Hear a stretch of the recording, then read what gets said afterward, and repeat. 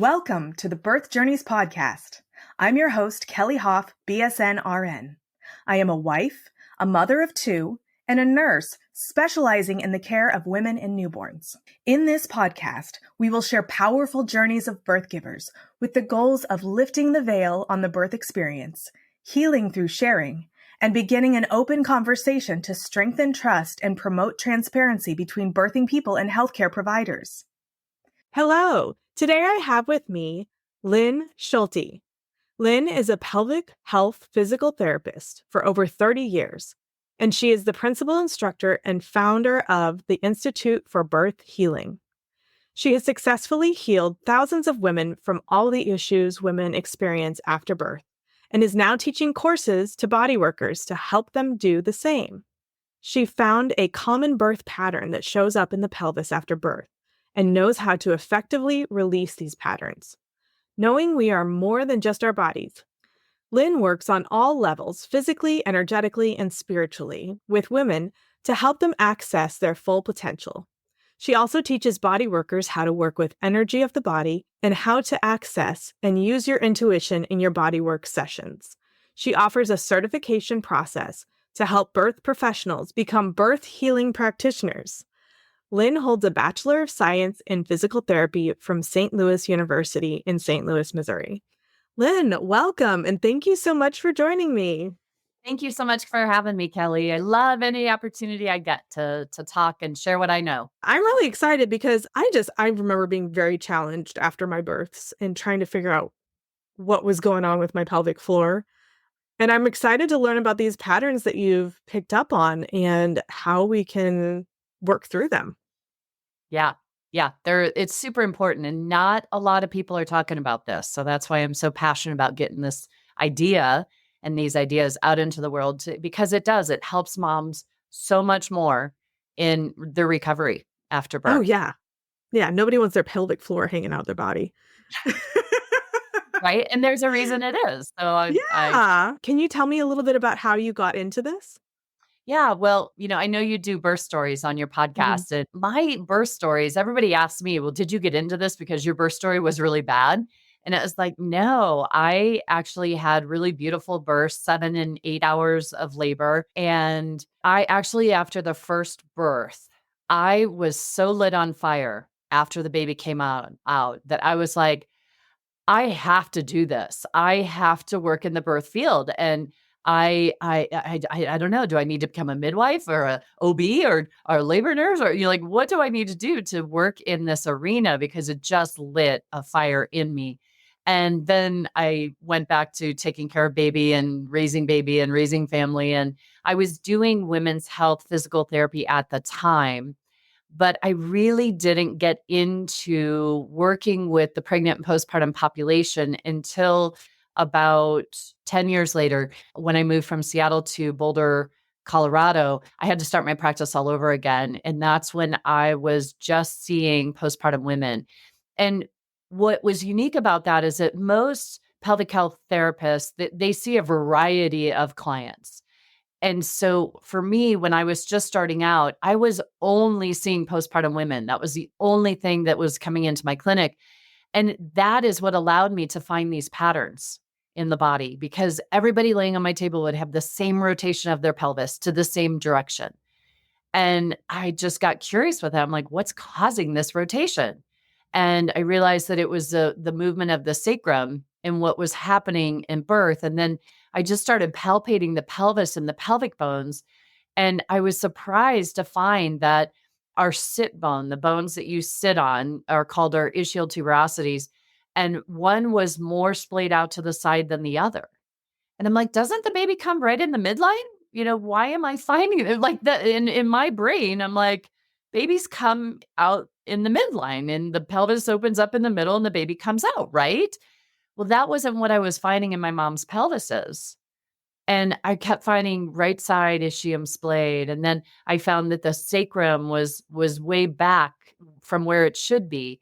And it just got me so curious. So I started studying more. What are the mechanics of birth and what happens to the pelvis? And I realized that the ischial bones, your sit bones, do splay apart, and your tailbone does lift backwards to open up the pelvic outlet for a baby to come on out. And then as I started to investigate and inquire with my clients and ask them, like, what position were you in when the baby came out? Laying on their back. Right. A lot of them, but some of them would say, oh, I was on my left side. Mm. And when you're on your left side, that left side pelvis is anchored to the Mhm. it can't move. So the right side has to move more. Mhm. So that right ischium has to open up more, and that would cause that asymmetry of the pelvis. If a person had a leg bent up and the other leg a little more straight, that would cause that side to splay out more. And so I just started putting together and asking people, what position were you in when the baby came out? And then I'd go palpate their pelvis, and that I would find what I thought I would based on the mechanics of what I know about the pelvis and the body.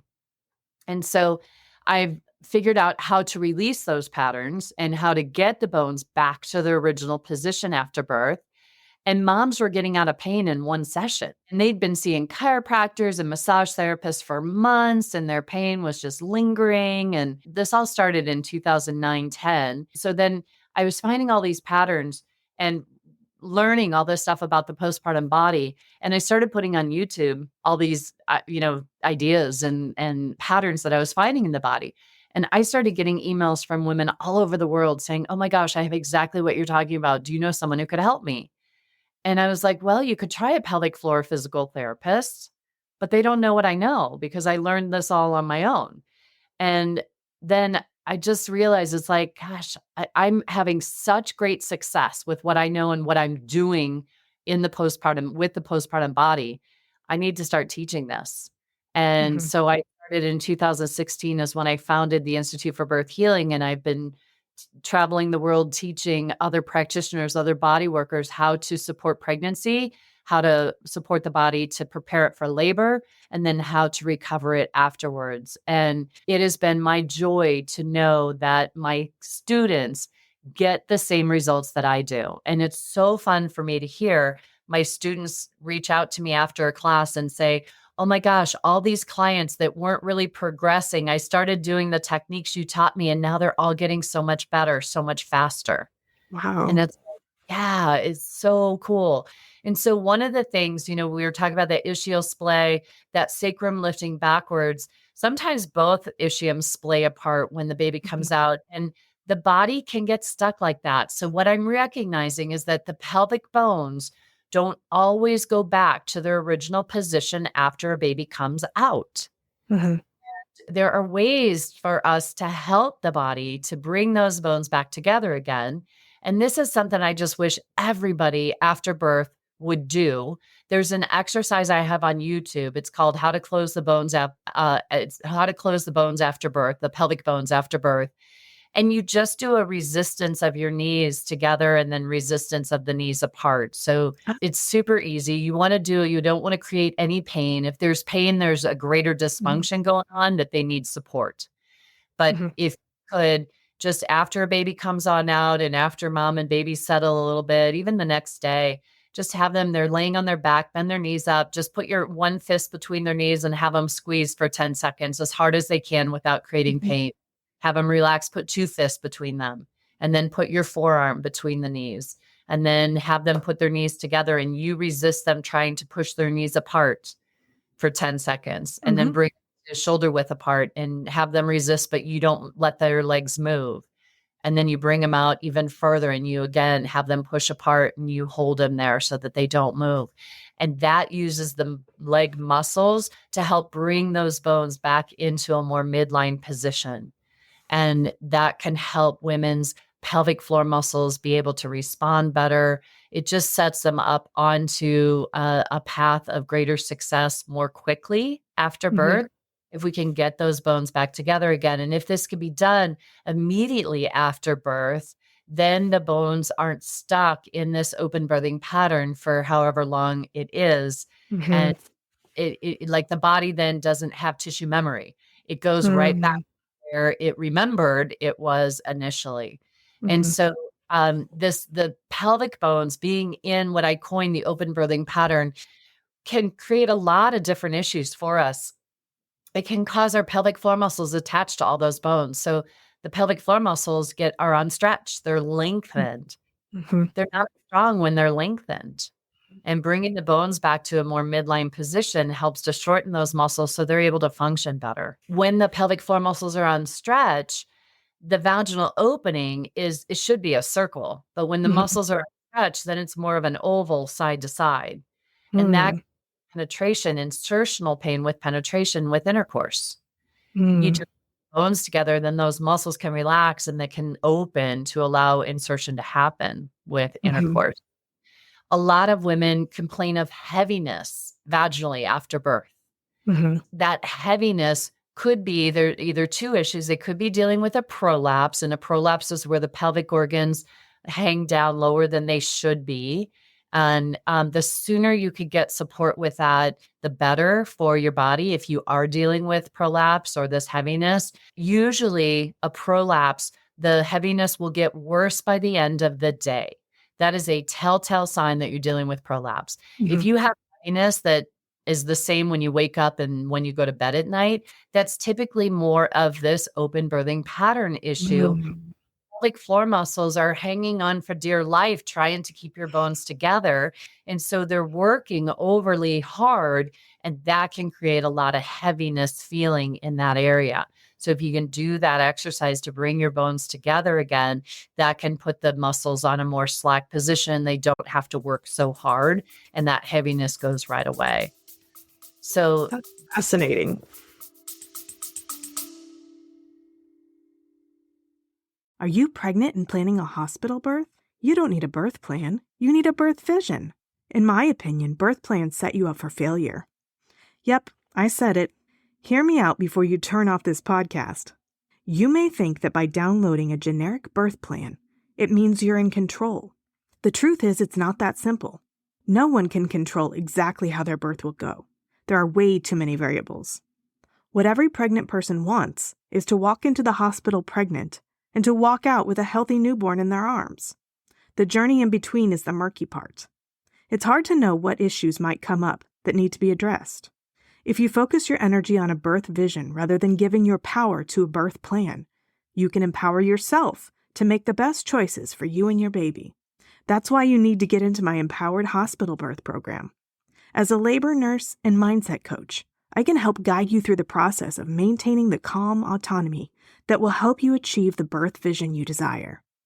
In my Empowered Hospital Birth program, I will help you identify the source of anxiety you have surrounding hospital birth, fill in knowledge gaps to make sure that you are fully informed and confident, learn key phrases so you can better communicate with your medical team, emotionally process your fears so that they don't hold power over you.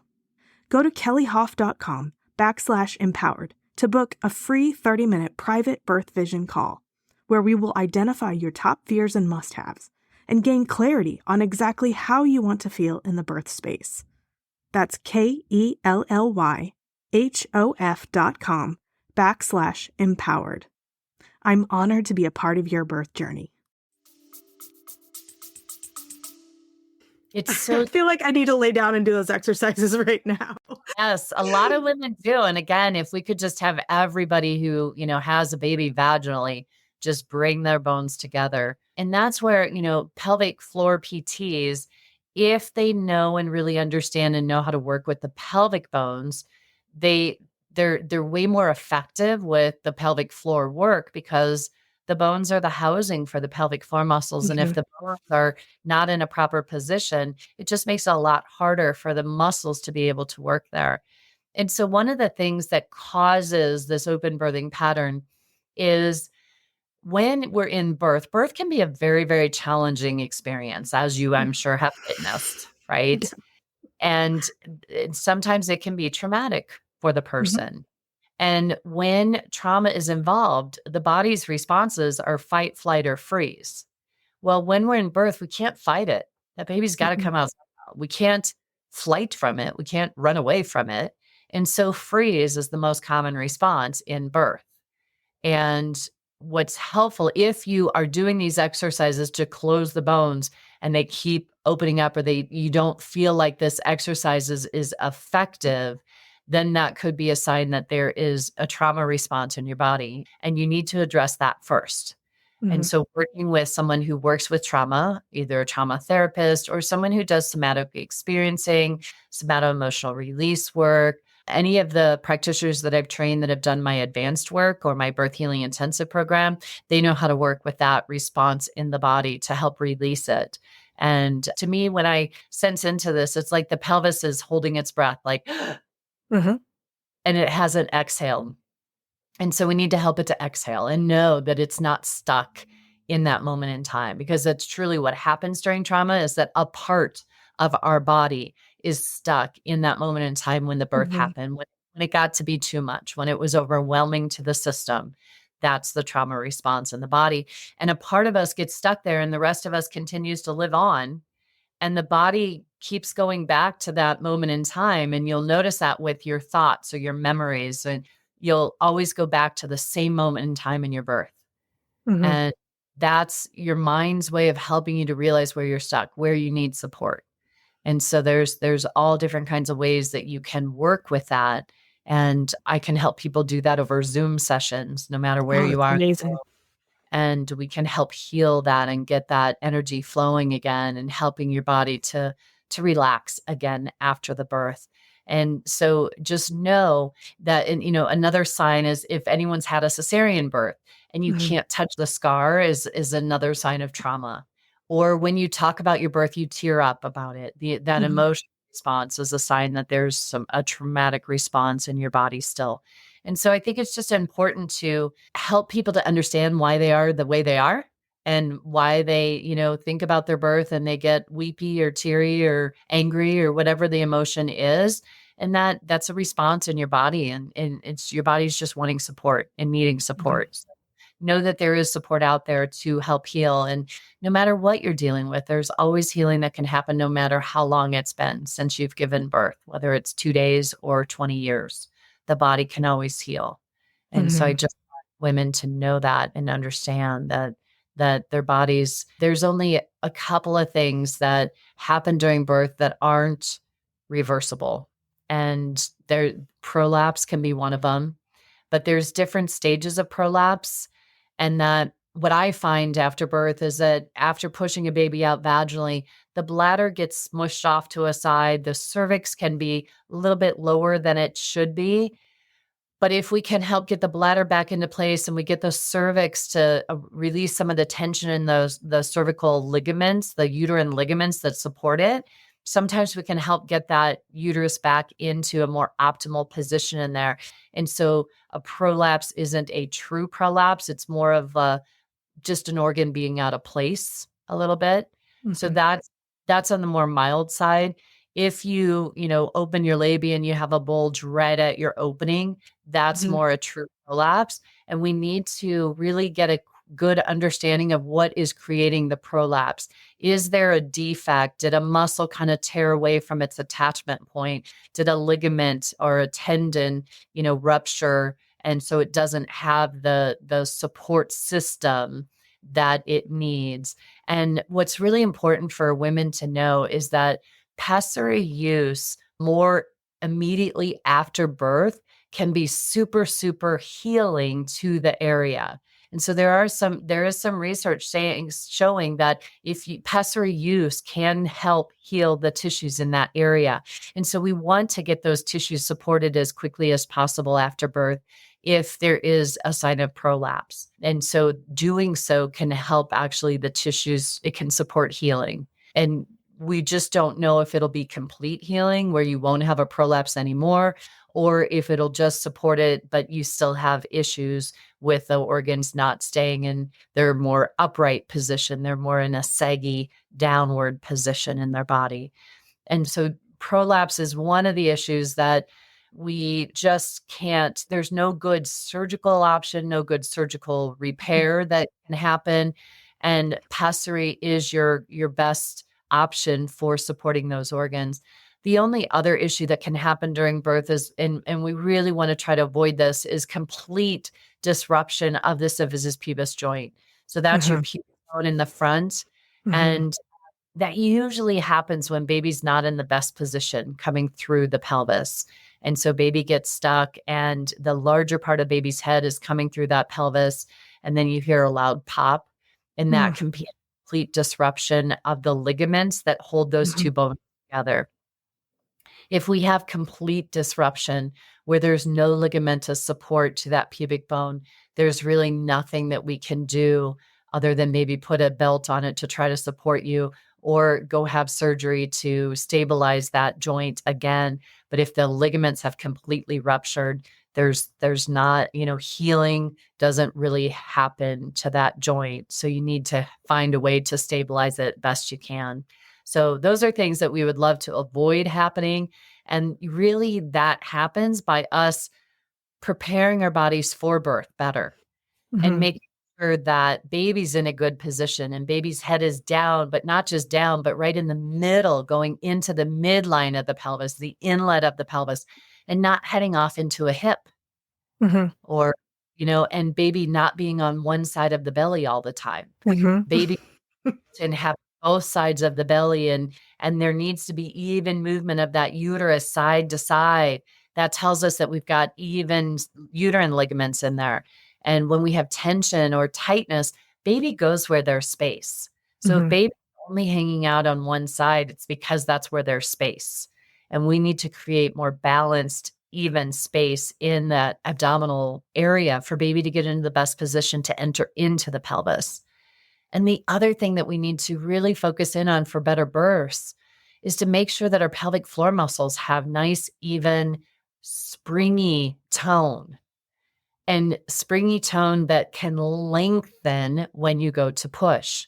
One of the biggest factors that cause the greatest tears is when women are trying to push a baby out and they tighten their pelvic floor muscles. And so it's so important that you practice this prior to going into labor. Really figure out, how do you push in all different positions? You can have your partner insert their fingers in vaginally, and I would recommend 2 fingers going in vaginally. Don't push down. If you think of that vaginal opening as a clock, right at 6 o'clock is the rectum. So don't push down at 6 o'clock, but just spread your fingers on either side of the rectum. And how do you know you're on a pelvic floor muscle? You have your partner do a contraction, and if it moves underneath your fingers, you know you're on a muscle. And then you want to just have them practice. Okay, put your fingers in as far in as you can. And don't create pain, though. If there's pain, then go get support and help. But with your fingers on those pelvic floor muscles, have your partner just push them out and see what happens. 80% of the time in my clinic, people tighten instead of bearing down. And it's like, okay, that's the opposite of what you want to happen. Do you realize when you're contracting your pelvic floor, it's the exact opposite of what needs to happen for a baby to come on out. It's like you're closing the door on your baby. And so you need to learn how to lengthen and let that pelvic floor muscle open so baby can come on down and through. So your partner will feel their fingers lengthening and pushing out towards your vaginal opening. And that's what we're looking for. And if you start on your back and you can't get it, it's pretty normal because a lot of people can't figure out how to push on their backs. Go figure. And so get on your side. You can roll over. Your partner can keep their fingers in on your pelvic floor muscles, roll over onto your side. And a lot of times in inside lying, people have a much better understanding of how to lengthen that muscle. Sometimes that doesn't even work. Get up on hands and knees. Keep your fingers in back. Just have your partner get up on hands and knees and keep your fingers on those muscles and have them push it out. And a lot of times the hands and knees position, they have a much easier way of accessing that lengthening of the pelvic floor muscles. And then you could do it in tall kneeling as well, which is a lot more like pooping. So birth baby is like allowing stool to come on out. And what do? You can practice when you have a bowel movement. What do you do to help encourage that stool to come on out? Do you engage your belly? Do you push down? Do you lengthen? Do you relax your pelvic floor muscles? It's pooping and birthing is the same mechanic, but a lot of people don't poop correctly. So that's our problem. And that's really pregnant women listening in. You need to practice your pelvic floor muscle lengthening and how to push correctly. And so what people need to understand is that the pelvic floor muscles are the stoplight for birth. That if you have red light tone in those pelvic floor muscles and there's too much tone in the muscles, the the baby it's like a sign to the baby, don't come out this way. In fact, too much tension in the pelvic floor muscles will keep a baby's head high in the belly, and it won't engage into the pelvis. So we need to work on relaxing those pelvic floor muscles and making a more welcoming environment for the baby's head to come on down into the pelvis. So red light tone is like bricks. You put your fingers in and there's no give to that muscle. Yellow light tone, there's some give, but it's still resistant. And green light tone is like pushing on a trampoline. Your hand goes down and it comes back up. That's what we need for birth. We need that green light tone. So I had a client who came to see me. She was a doula and she was pregnant with her second baby. And she still to this day wins the award for the hardest pelvic floor muscles I've ever worked with in my career. Not a good thing to be known for. That's not good. So she told me that she was pregnant with her second one. In her first birth, she was trying to do a home birth, got to 4 centimeters dilation and baby stalled. Nothing happened. So she went into the hospital, got an epidural, and then baby came out vaginally. The reason baby came out vaginally is because an epidural bypassed the tone in her pelvic floor muscle. During her second pregnancy, we worked 3 sessions. Usually I can get pelvic floor muscles to release in 1 session. So the fact that it took us 3 sessions to get some relaxation in those muscles tells you that there was a lot going on in those muscles. And so I worked with her and we really worked on getting her to lengthen and let those muscles go and get some spring to it. She was successful in having a home birth her second pregnancy. But I guarantee it was because of the work that we did together. If she hadn't done that, she would have gone down the same path because those muscles were not willing to open up and to give and to lengthen. So it's just so important that the pelvic floor muscles lengthen so that the baby can come on out and that really can help avoid the tearing, because tearing happens when there's resistance and the muscles aren't lengthening. And you're tightening your pelvic floor as you're trying to push a baby on out. That's what creates a lot of tearing. And also pushing too fast, too soon, right? Don't blast the baby out. It's not a rocket ship. Yes. So people are just like, oh, I just had to get it out. And they just push way too fast, too hard. That also causes a lot of tearing. So in the postpartum period, if you did tear or if you did have an episiotomy, you really need to work on that scar tissue in that area and help to soften it and get it to release so that it's not hard, so that you can now have penetrational intercourse without pain. You can get pelvic floor muscles to be stronger because scar tissue just is as flexible as normal tissue. So you need to release and get that softer so that the muscles can function better. And the intercourse is actually the best mobilization for scar tissue. But if it's creating a lot of pain, don't just suffer through it. Go get help. Go find a pelvic floor PT. Work with someone who's trained with me. I have a directory on my website, so please check out and see if there's someone nearby you that has trained with me. They know the most respectful way to work with the body. They know the patterns to look for in your postpartum body, and they know how to best release them without creating pain. If you've seen a pelvic floor PT and they've created a lot of pain, I'm so sorry.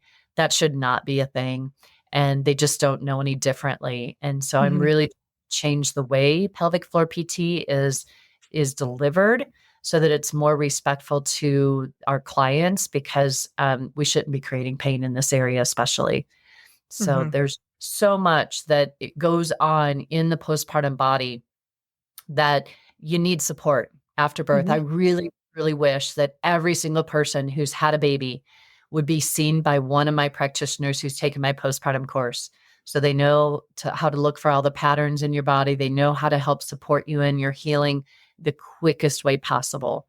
And, getting your pelvic floor muscles to be strong again, to function well, along with your lower abdomen, your belly, your lower part of your belly below the belly button gets really more stretched out than what happens above the belly button, depending on where your baby grows. And most people, it grows lower than higher. And that lower part of your belly can just get lazy after birth. And when right, that's kind of that postpartum pooch that develops. It's a lengthened muscle. And so your upper belly didn't get as lengthened. So your upper belly is trying to help give you stability in your body. But when doing so, it sometimes pushes out that lower belly. And that actually can cause a little more pressure going down into the pelvic organs.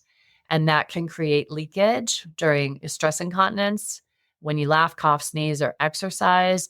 And it can also be the potential start of prolapse or making prolapse worse. We want to, after birth, you want to really focus in on getting that lower belly to draw back up and in as much as the upper belly, more so than the upper belly. Or think of it as a zipper where you start at the pubic bone. If you actually contract your pelvic floor muscles, then your lower belly draws back, then around the belly button draws back, and then your upper belly draws back, like you're zipping up a zipper up your belly. So that's a much better way to contract the abdomen versus a top down where your rib cage clamps down and your lower belly usually juts out. That could be a potential cause for stress incontinence and prolapse. So just know that you need to get that lower belly activating more. And there's a ton of now online exercise programs for postpartum women. And you really do need to start with that foundational movement of understanding how to activate your core correctly so that you're doing it and you're not creating these patterns that could cause more problems.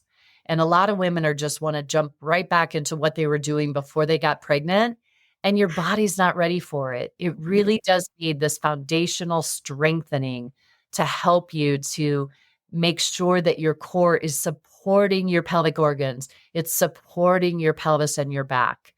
And I just want moms to know that if you're trying to exercise and your back keeps going out, or you're trying to get your pelvic floor muscle stronger and it's like you're hitting your head up against the wall, the open birthing pattern could be one of the reasons. And find someone who can help you to close up that open birthing pattern. If you're seeing a pelvic floor physical therapist and you're not getting better, please encourage them to take one of my holistic treatment of the postpartum or pregnant body courses.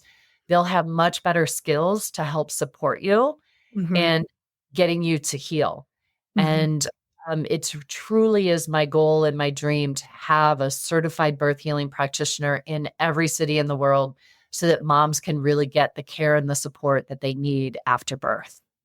That's so amazing. I love what you were saying about the somatic experience, because even if you go to get pelvic floor physical therapy, if it's causing more trauma or if it's causing the same sensations that the trauma caused, especially if you had a tear or a episiotomy, to go back and stretch that scar tissue.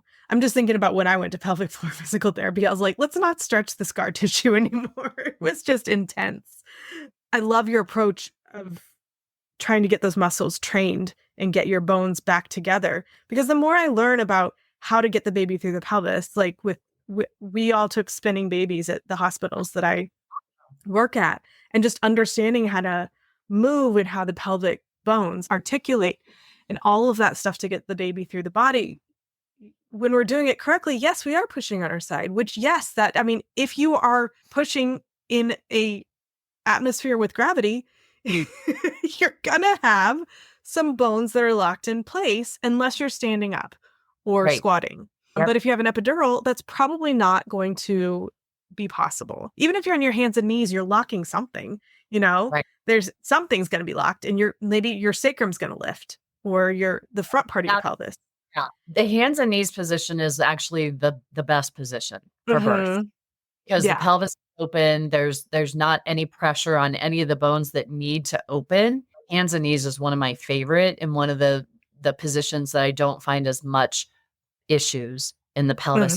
When we're talking about squatting, a supported squat is much better than an unsupported squat. So if someone is sitting with pressure on both legs and both legs are supporting them, there is a greater risk of the pelvic tearing of the pelvic floor muscle. But you will unweight your legs. So you maybe are hanging over your partner's legs, and so that your lower body is dangling, or you're on the bed so that your legs are unweighted. That's pressure off the pelvic floor muscles, and there's less chance of them tearing in position. So that's something. Which is hard with an epidural. Oh, yeah.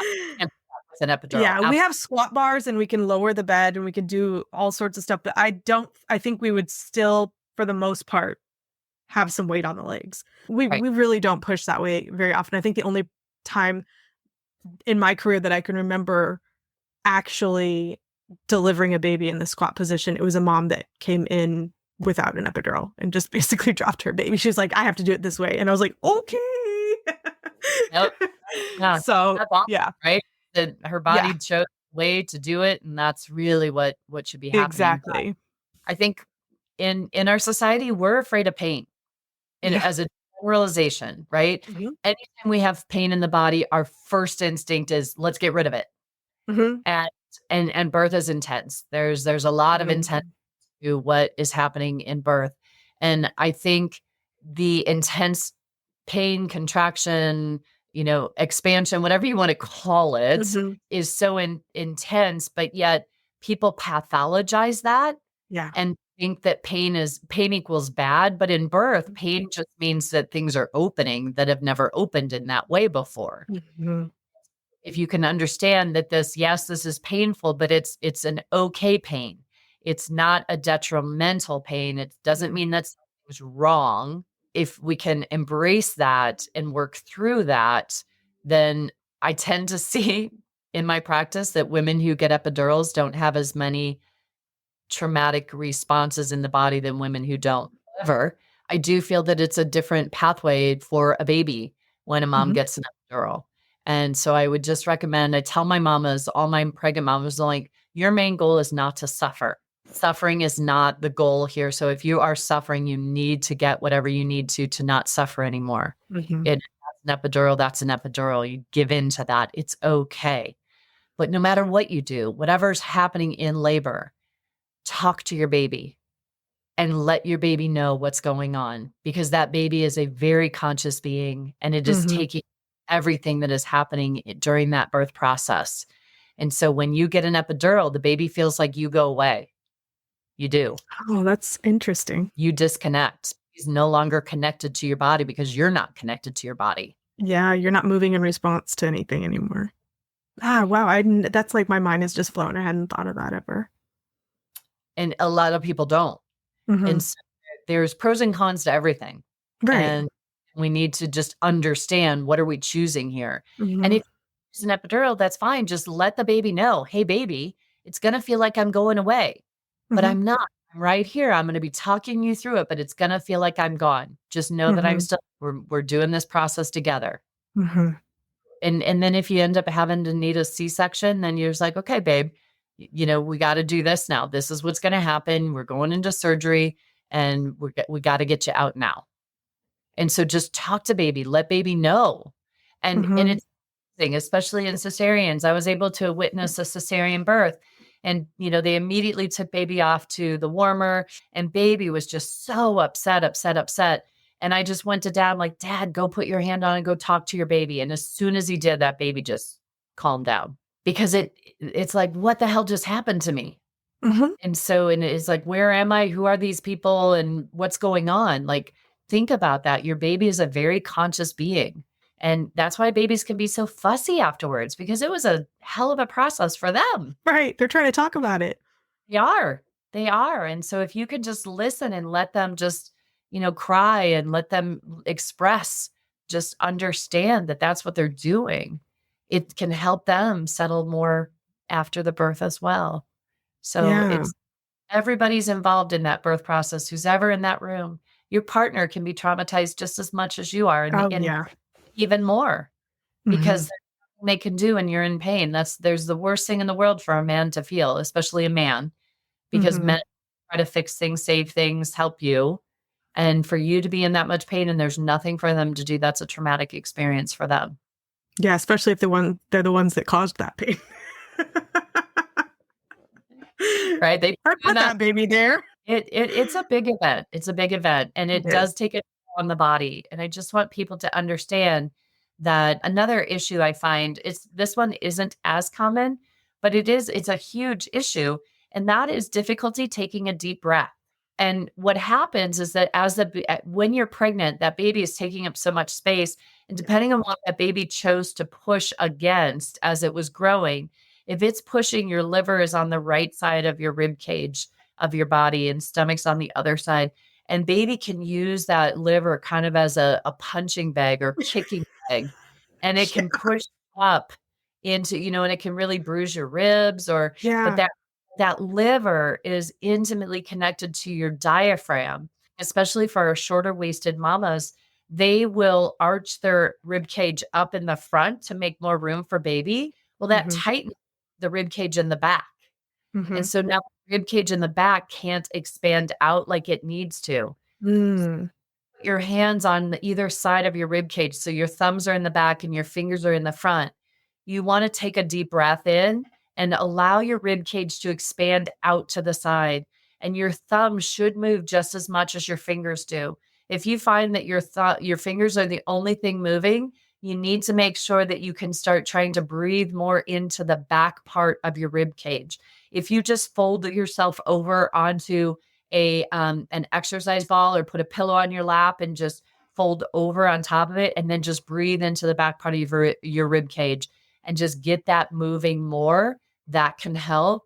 But sometimes that liver needs help coming back down and finding its happy home again versus being jammed up. When it's jammed up, that diaphragm can't have its full excursion, and it can really cause people not to be able to feel like they can take a deep breath.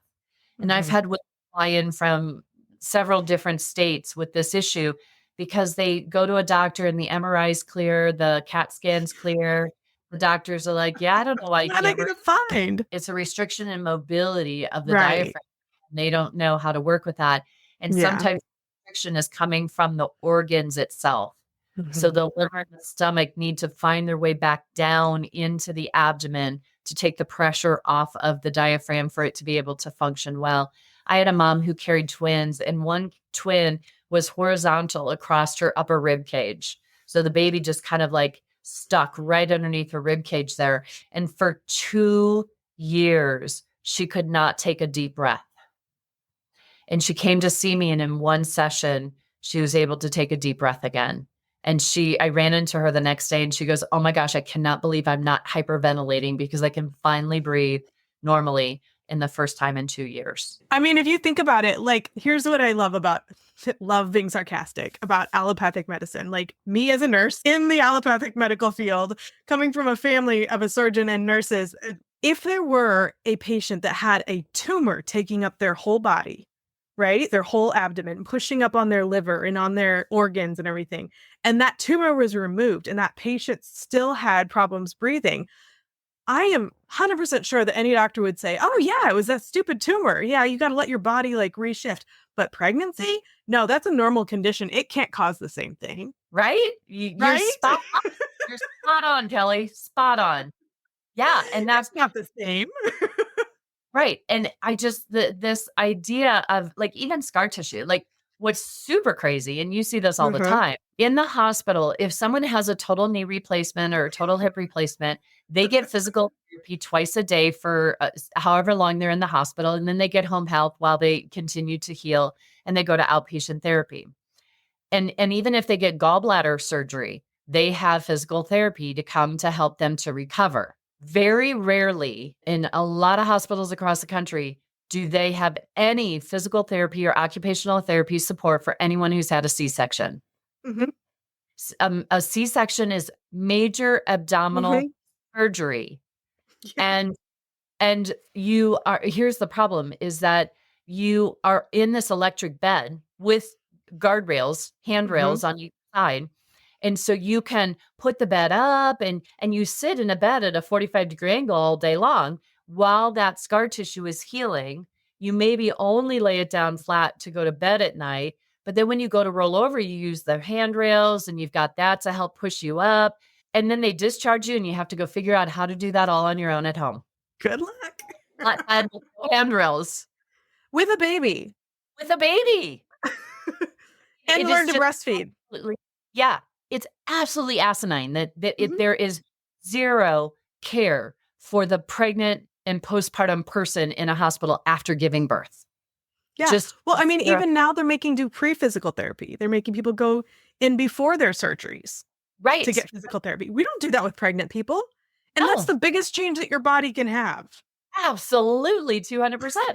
It's 100% total transformation of your body. But no, you don't need physical therapy for that. It's ridiculous. And I'm really, really, really grateful to Rebecca Seagraves as a colleague of mine. She's a physical therapist. She has a pathway that she's developed for postpartum recovery after cesarean births. And amazing. She is a pioneer trying to get the word out, get the research out to show hospitals that we can actually decrease readmissions. We can decrease dehiscence, which means the wound opens up again after you have surgery. We can reduce all of that by having a PT and OTC all postpartum cesarean births in the hospital before you go home. Because you need to learn, you need to figure out, how the heck do I get out of bed without a bed rail and an elevating bed head? Before the administrator, because I can hear the administrators in my head saying, oh, well, the nurses could teach that, because they tell us to teach people how to do that. First of all, we aren't physical therapists. We cannot evaluate. We cannot diagnose. We cannot treat. We can only do what was put in the orders for nursing care. Second of all, having worked postpartum, 5 couplets is what we usually have. So how am I supposed to do that? I mean, I'm basically like getting people up to go to the bathroom and then getting them back. And that's the extent of the physical therapy care that I'm able to do with a patient. Like, can you stand? Can you take a step? If not, please sit down. Let's try again in an hour. That's about all I can do. Grab your side rails, hold the thing over your belly to cough. That's it. That's all we do. It's not feasible. I mean, any other place in the hospital, if there was a physical therapy concern, they're going to call a physical therapist. So please don't think that you're going to teach your nurses to start doing physical therapy. Like, let's add physical therapy to the normal postpartum care, even for a vaginal delivery, I would say as well. Yep. I remember when I worked in the hospital years ago, I would only get called in if there was significant syphilis pubis dysfunction and pain, and mom couldn't stand up to get out of bed. But it's hard to get them there for that. I'm challenged to get the physical therapist. I mean, not with any fault of the physical therapist. It's just the sheer magnitude of workload that they have in the hospital. And not just workload, but like the scope. Because it's not like we don't have any pelvic floor physical therapists in our hospitals that come see patients that are specifically trained in just, like, we should have lactation consultants and we should have pelvic floor physical therapists. That needs to happen. And therapists, just like emotional health therapists in the hospital. I know, that all needs to be on the postpartum floor. All of it. Absolutely. To help deal with the trauma that just occurred in that room from the birth.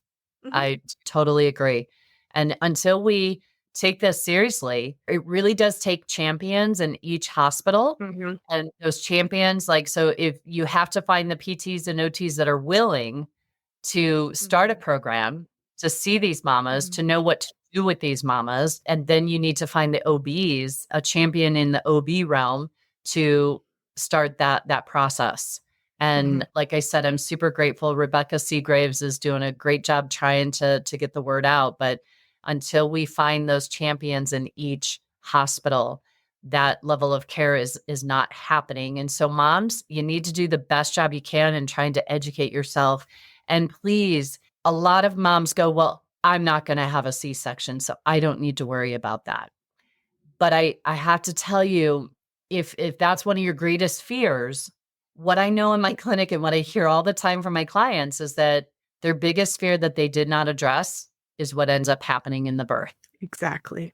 I have this post that I occasionally put up that says, I can tell the kind of birth that you're going to have based on your mindset. And if your mindset is, I'm not even going to entertain this idea. That's where you're going. Right. 200%. Yeah. Yeah. So true. And I tell my mamas, have a good plan and throw it away. Exactly. Have a good plan, but throw it away and be in the moment and do what your body needs to do. And it's a dance between you and your baby. And just recognize that when you get an epidural, your dance partner, you get put in the sideline because your body can't participate in doing the movements that need to happen in order to get the baby out. So now the baby's Well, the kind of nurse becomes the dance partner with the baby. right. Well, trying to manipulate your body, Yeah. right? Right. Yeah. And then the Yeah. baby is basically doing the solo after Yep. every position change. We'll see what the baby can do. Yeah. I mean, it's doable. It is doable. And also, Yeah. And I don't want to shame anybody for anything that I've yeah. said. Not these comments are not made to shame anyone.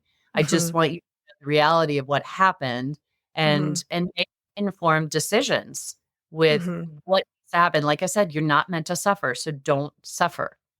There are options though, and I think that a lot of times we go into birth a little naive. Well, how And can we not? yeah, that first experience is there's nothing else like it because you've never done it Mm-mm, before. exactly. No. Yeah. And so you really are at the hands of your birth team. So Mhm, get a doula in with you. That's my mhm, biggest thing that I promote in my practice is, do you have a doula? Because they've been there, they will be with you the whole time, and mhm, they know the labor process. They know how mhm, to support you in it. And then that labor nurse hopefully can come on and, you guys all work together to make mhm, your wishes happen. So it's so important I always tell my mamas, listen to your body. What does your body want to do? Because that's what needs to happen in birth. And so the more you mhm, can practice that in pregnancy, it's like, oh, okay, I've been sitting for a while, so my body needs to stand up right now. And mhm. listen to that and doing the stretches that your body feels like it needs to do. That's all listening to your body and helping to know what it needs in the moment. First of all, doulas, love them. And also, when looking for a doula, if you're going to have a hospital birth, make sure that doula is comfortable and happy and feels at home in a hospital setting so that Yes. we can all work together. That's my soapbox. I love Yeah. them. If I can work together with a doula, there is no better birth because as the person that has just met the mother, to read the room, to gain rapport, to feel out what the desires, the wishes, the energy, everything. And that means that I'm not going to sit and stare at someone. I'm not going to be at the bedside typing on my little computer. None of that. I mean, I'm going to get everything ready and then I'm going to step aside and let labor begin and let things happen. Because that birth space isn't necessarily my space. While it is my workspace, it's also this space for this beautiful, magical event to happen. And if I'm not the person that you chose and hired to be your support person, I'm kind of in the way if I'm in there too much. Oh, I love So, hearing this, Kelly. Awesome. Awesome. so until I feel invited and welcomed and like I'm not bringing up any stress or negative energy or, because you're so vulnerable and there's so much going on, you're doing all these Yeah. things with your body that are supposed to be this release, that it's supposed to be, you're supposed to let all your inhibitions go. If I keep jumping in the room to like chart or Yeah. take your blood pressure or be like, how you doing? Hi. You just got in your flow and now I'm going to come in and bust into your room and I'm going to try to give you your space, right? Because this is a process that you and your baby are doing together. I don't enter in unless you need help or unless we are moving things along with medication.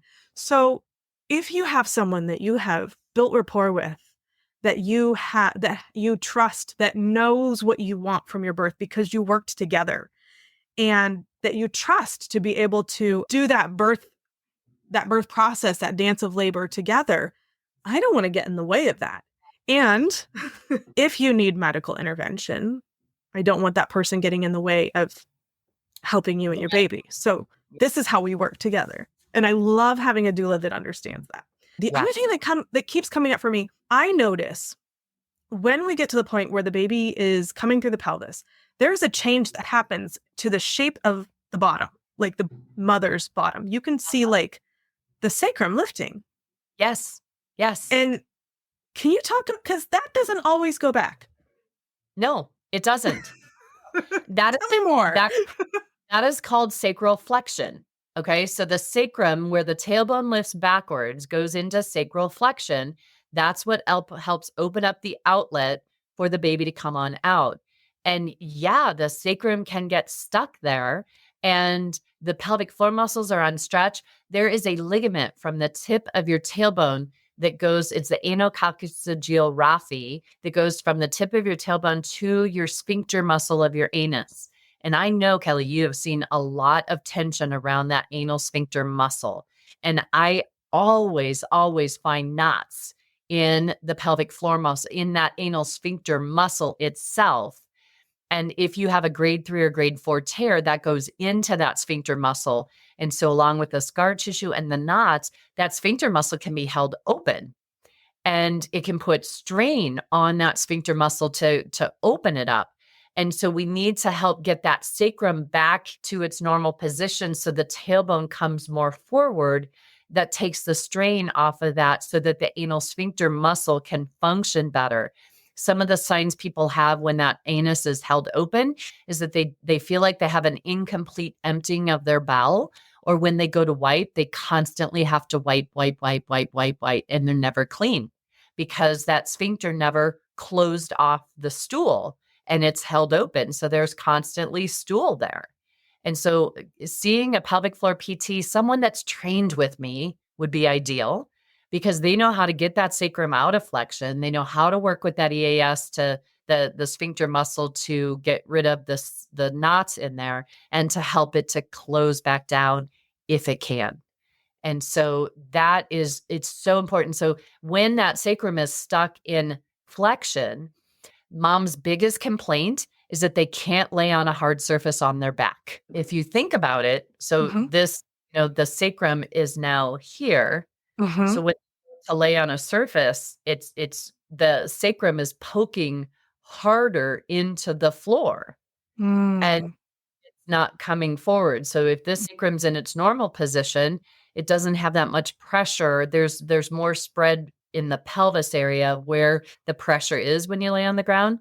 But when you lay on the floor and you're in sacral flexion, all that pressure from the sacrum is hitting the floor. It's uncomfortable. The sacral flexion causes so many, and I call it the most hidden pattern in the pelvis. It can be very elusive in finding it. And so I've been teaching my colleagues and my students to really look for it because I'm finding it more and more and more and more the more I work with postpartum clients. And it's just so helpful to help it to get back. So the knee exercises, the squeezing of the knees, that helps more the ischiums. That doesn't help that tailbone in coming forward. And so seeing a pelvic floor PT or someone who, I have a free online course. It's called the Sacral Flexion course, and it's free. And practitioners can take it and learn about this pattern and how to treat it. And there's a exercise program that you can do to help encourage that sacrum to move back forward again. That's amazing. I love that you see that and you're like, yeah, it's not going back. Yeah. Everybody's butt looks different after they have a baby. I'm like, where did that come from? Yeah. I mean, even mine, I have a 5-year-old and I look and I'm like, why does my butt look different? Like that's been bugging me for 5 years. I'm pretty sure it's my sacrum and it's not where it's supposed to be. Right. So I'm going to be taking your course. Okay. Learn how to do it and see if you can, figure out. Mom. Yeah. So, I'm constantly playing with pelvises. So pelvi, is that? I think that is the plural. Yeah. Pelvi is the pelvises. Yeah. The other question that I had was, you talked about the baby being on one side, and I'm going to go a little bit TMI here. When I was pregnant with my son, in order to have a bowel movement, I had to lift him off of my rectum. And then he would go right back. And then, of course, he came out LOT, which is left occiput transverse. And we ended up with an episiotomy and a vacuum because I just felt like I couldn't. Not only was my epidural so amazing, thank you to the anesthesiologist that made me completely numb from my nipples down. It was great. It worked. But I couldn't feel anything to push. And I felt just powerless, which may or may not have had anything to do with the epidural in reality, because if I'm relaxing my pelvic floor and my baby's in the right position, hardly any pushing needs to happen, right? My uterus will push everything out. Everything will just flow. Baby will come out, birth itself, essentially. But if your baby is stuck in your weird shaped pelvis and you're pushing on your back and your baby's been in this funky position that is essentially LOT for several months. What kind of dysfunction are we looking at here? I would want to check out all your uterine ligaments. So is Mm. quad ligament tight on that left side, so it's pulling baby off to that left side? Do you have a rotation? Is your uterosacral ligament tight on that left side, so it's kind of causing a torquing, pulling back on Mhm. that side? Is the round ligament tight? The round ligament, so ideally the baby's head should be in midline and the fundus should be directly above it. If the fundus is off to one side, that's telling me that round ligament is pulling it off to Mhm. that side. And so then that causes babe to kind of be in a crooked and squashed position in your belly, Mhm. and don't have the space in the room to get their head in a better position. So releasing all those ligaments is super, Mhm. super important to try to help baby's positioning in the belly. And what's really cool is the linea negra, that brown Mhm. line that goes up the belly, that gives clues as to where there's tension in your body. So that line should be directly. So here's something that you should do, Kelly. Every pregnant mama, let me see your belly. Mhm. Let me where, what's that line doing? Because it should be straight up and down, and the top line going through the umbilicus should be directly underneath the umbilicus. A lot of Mhm. times, tension, that bottom line will head up towards the belly Mhm. button, curve to the side. That's telling you there's tension where that line is going. Okay. Putting the mom on the opposite side with like a Well, support, would that be helpful? possibly, Okay. possibly. So, ideally, they're working on this before they get to you. Yeah, That's, they never work on anything before they get to me. So yeah. So doing so, I don't know if you can, do some massage work to try to Mhm. help relax or lengthen that posterior. Usually, if it's coming up and it's going towards a rib, it's tightness in the back. So getting Okay. them to like try to breathe into their back rib cage can really help. So babies whose heads are off to one hip, Mhm. usually the opposite side back wall of the rib cage is tight, pushing baby into that direction. So if we can get more space in the back body opposite where their head is, then their head can find more room towards the midline. That is So there's so interesting.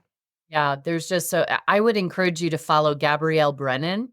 She's a Okay. midwife in Australia, and she has amazing Instagram stories and posts that she puts on. Just go devour hers because she talks a lot Mhm. about baby's position in the belly is telling you where there's tension in the body Mm. and what you can do about it, because you can do the sideline releases from spinning babies. You Mhm. could do the inversions to try to help release those Mhm. ligaments. Those are the only things that you can really do in that moment. But it's my dream to teach all OBs and midwives and even labor nurses how to release the pelvic floor muscles internally during birth to help with that opening up, because I've trained other midwives and they told me that when baby stalls or labor's not progressing, if they go in and release the pelvic floor muscles, babies come right on out. Yeah, I find the same thing. I can't push with a patient. No, if I'm with a midwife, then they're doing this, right? But I can't tell a patient, I can't give them feedback until I have felt those pelvic floor muscles.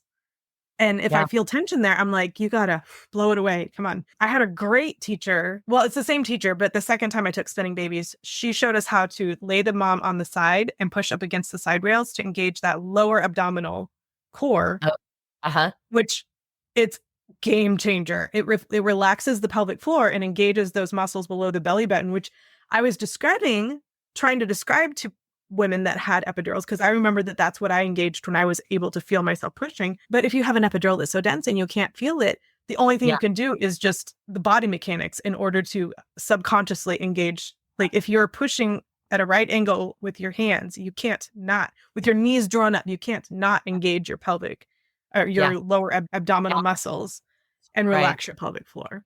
And so Yeah. then when I roll them back over, it feels like a completely different pelvic floor. And they're bringing the Awesome. baby down. And then I can feel that space below the baby's head. And I'm like, okay, you got a couple more inches to go, and then we can like actually get some movement. It's amazing. It is. So I teach in my courses, I teach my practitioners to do a hug and hum. So Mm. hugging the belly back is that TA activation that you're talking about. Mhm. So hug the baby in.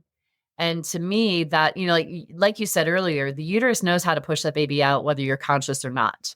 Mm-hmm. So the uterus is doing that top down contraction on its own. Mm-hmm. And fibers, that's how it's meant to work. If we try to just bear down from the top, we're like pushing the top of a toothpaste. So, the cap's open and we're at the end and we're just trying to push up there to get the toothpaste out. But if we grab the toothpaste in the middle, like that transverse abdominis around the belly, and we squeeze, way more toothpaste comes out. Can hug the baby back. That gives the uterus more support to do what it needs to do in the pushing phase. So then how are we engaging those muscles? What are we doing? So breathing out, exhaling. Okay. It's drawing that lower belly back. It's very similar to what you're doing with the pushing of the hands. It's just without using the push of the hands, can you actively engage that? Which they may not do if they have an epidural. So if they have an epidural, and I teach this in my clients because I want them to practice this before they go into labor. So if they do have an epidural, they still have that muscle memory. Just like hug baby back. And then the humming is those lower tone. I'm sure in the labor room, you hear a lot of low guttural. I call it. Well, if I tell them to do it, otherwise they're screaming. I'm like, stop. Yeah, because the screaming actually causes them to tighten, right? But if they can get into that low guttural, like I say didgeridoo, like that lengthens the pelvic floor. I love that. Yeah. So hug and hum. I'll have to remember that because once we flip over, sometimes everything kind of goes back to where it was. I will definitely try that. Yeah, let me know. Fine. I think that was all the questions that I had. Was there anything that we didn't cover? No, I think we talked a lot. Yeah, well, definitely send me all those resources because those are amazing. I'm really excited to look through them and, add more stuff to my practice because it hurts my soul when somebody comes to me and none of the things are aligned and none of the things are in place. And it's like, wow, I've got a lot of work to do in 12 hours. And the first thing I have to do is gain your trust. And then we'll see if I can do any of the other stuff. So, so challenging. Well, thank you so much. I love the work you're doing. I love that you are trying to get all of this out, all this information and resources out to moms and pelvic floor physical therapists. This is amazing. And that you're incorporating the somatic and emotional part. So important. It creates a deeper healing, a complete healing. And that's why I'm able to get the results that I get in less sessions because I do incredible well. And it is, we're body, mind, spirit, all one. You can't separate it out. You can't. And trauma lives in the body. And you can try to physically get rid of it. But if you haven't emotionally gotten rid of it, it's not going anywhere. Right. You know it. Yeah. Well, thank you so much. I look forward to all that you're doing and having this episode out so lots of moms can learn how to take care of themselves. Thanks for having me on, Kelly. Thanks everybody for listening. Thank you so much for tuning into my podcast. If you enjoyed what you heard, make sure you hit that subscribe button so you don't miss out on future episodes. Don't forget to share the podcast with a friend who can benefit from the valuable insights that we share here. And if you could take a moment to leave a 5-star rating and review, it would mean the world to me. If you're ready to work one-on-one with me to embark on a transformational journey towards a confident and empowered hospital birth experience, go to kellyhoff.com/empowered and enroll in my Empowered Hospital Birth Coaching Program. Together, we'll create a roadmap to a birth experience that you'll cherish forever. That's KELLYHOF.com/empowered. Let's make your birth experience extraordinary.